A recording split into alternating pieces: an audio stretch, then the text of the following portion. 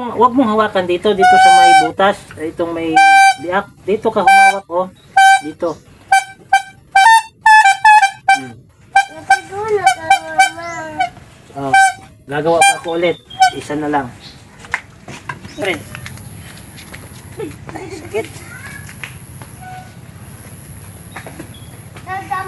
Tatalman siya na rin.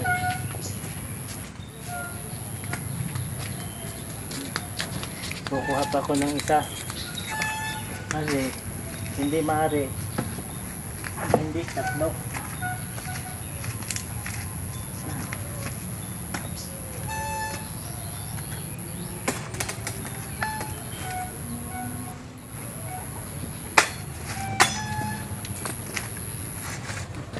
Tangkay ito ng dahon ng papaya, mga kasama, oh. Dito lang. Hawakan mo, Prince. Dagdagan natin isa.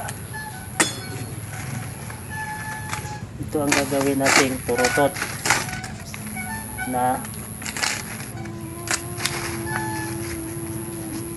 hindi ko na bumibili. Kung marunong kayong gumawa nito, hindi na kayo bibili ng turutot. Ito na lang.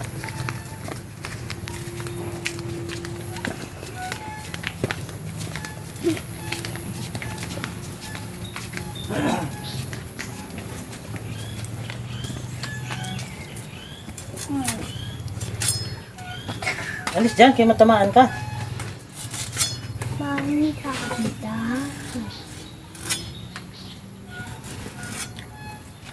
Gayahin nyo ito. Kung gusto nyo gayahin para di na kayo bibili ng turutot na bigay nyo sa mga bata.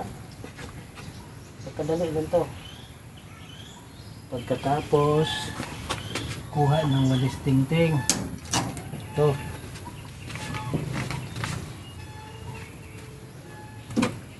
Lilinisin itong walis tingting ngayon.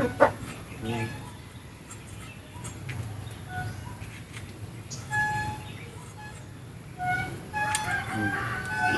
Dagay mo comment sa mo. Tapos, tatalian ito ng ano na sako. Umihin na niya sa akin. Pupulupot dito. Dati ko umihin na sa akin, tay. Sandali. Asa? Tapos, ipasok ninyo ito. Dito. Ganyan.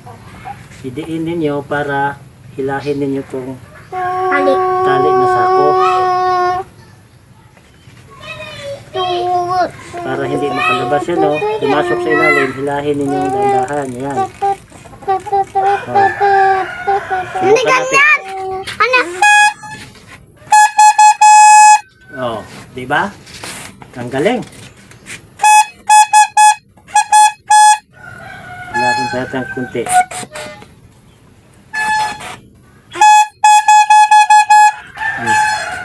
Dito.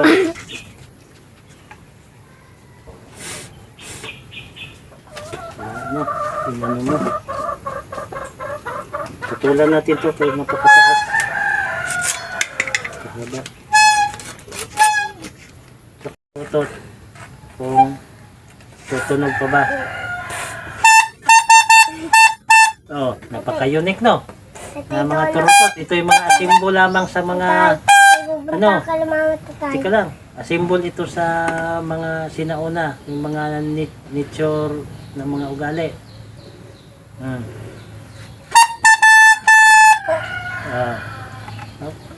Ano lang to mga kasama na kapapaya, tangkay, may dahon. Tapos lagyan ninyo ng walis tingting. Saka itong sako.